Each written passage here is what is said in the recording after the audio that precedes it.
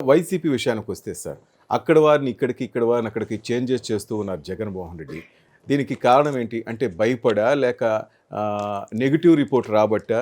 150కు మంది ఎమ్మెల్యేలు దాదాపు సగం మందిని అటు ఇటు చేంజెస్ చేస్తున్నారు. కారణం ఏమనుకుంటున్నారు మీరు? బేసికల్గా అభద్రతా భావం. నేను 1 ఇయర్ బిఫోర్ చెప్పాను, నేను మళ్ళీ పాతయన్నీ చెప్పాల్సి వస్తుంది. వైసీపీ ఎమ్మెల్యేలకి మీరు గనక ఎంత త్వరగా ముఖ్యమంత్రిని మార్చుకుంటే మీ రాజకీయ భవిష్యత్తు ఉంటుంది, లేకపోతే మీ రాజకీయ భవిష్యత్తు నాశనం అవుతుంది మిమ్మల్ని చూపించి. ఎందుకంటే ఇవాళ ప్రజా వ్యతిరేకత జగన్మోహన్ రెడ్డి మీద 75% అయితే స్థానిక ఎమ్మెల్యే మీద 25%.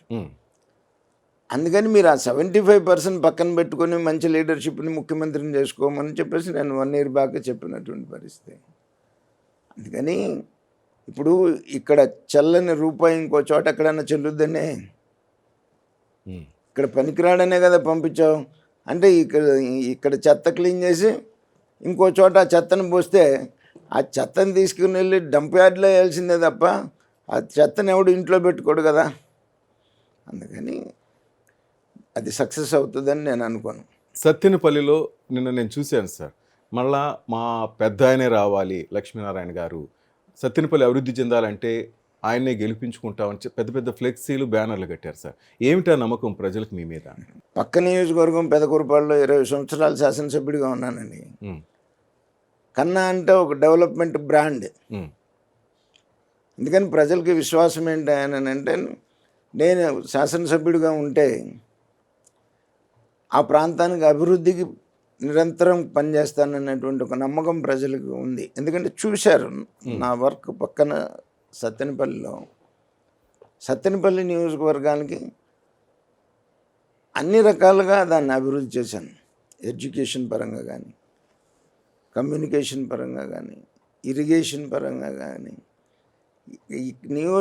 బ్రిడ్జెస్ కానీ, ఇవన్నీ కూడా మొత్తం సంపూర్ణంగా పెదకూరుపాడిని అభివృద్ధి చేసే దాంట్లో నేను బాగా కృషి చేసినటువంటి పరిస్థితి. ఇప్పుడు సత్తెనపల్లికి ఏదైనా కళ ఉందా సార్? మీకు ఇది చేయాలి, నేను ఇంత డెవలప్ చేయాలి, నేను ఒక ఆశ అంటూ పెట్టుకున్నారా? సత్తెనపల్లిలో చాలా సమస్యలు ఉన్నాయండి. సత్తెనపల్లి బేసికల్గా మంచినీటి కొరత భయంకరంగా ఉంది పరిస్థితి ఉంది.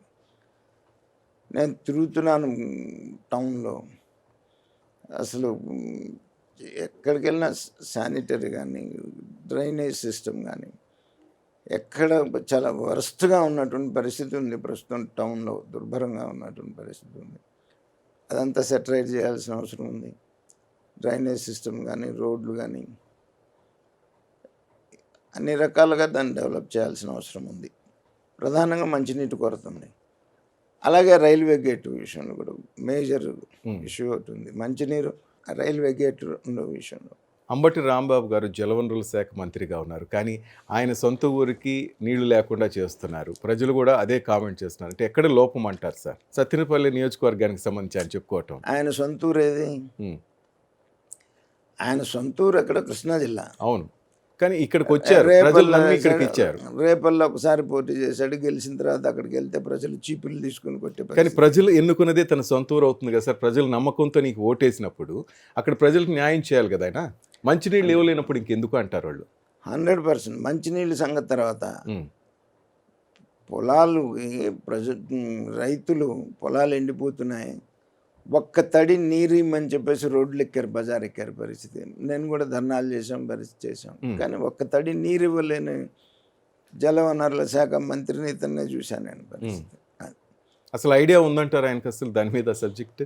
అసలు అవన్నీ తెలిస్తే కదండి వీళ్ళకి తెల్లారలేసిన కానించి ఎక్కడ దోపిడీ చేద్దామా అనేటువంటి ఆలోచన తప్ప ఈ ప్రజా సమస్యలను ప్రజల గురించి పట్టించుకోవాల్సినంత అవసరం ఉంది అని వాళ్ళు అనుకోవట్లే. ఇప్పుడు ఏదైతే జగన్మోహన్ రెడ్డి చెబుతున్నాడో నా బటనే పని చేస్తుంది, మీరు ఏం పని చేయాల్సిన పని లేదని చెబుతున్నాడు కదా. ఓపెన్గా చెప్తున్నాడు ఆయన. అదే నా బటనే పని చేస్తుందని, ఆ బటనే నొక్కుతారు ప్రజలు.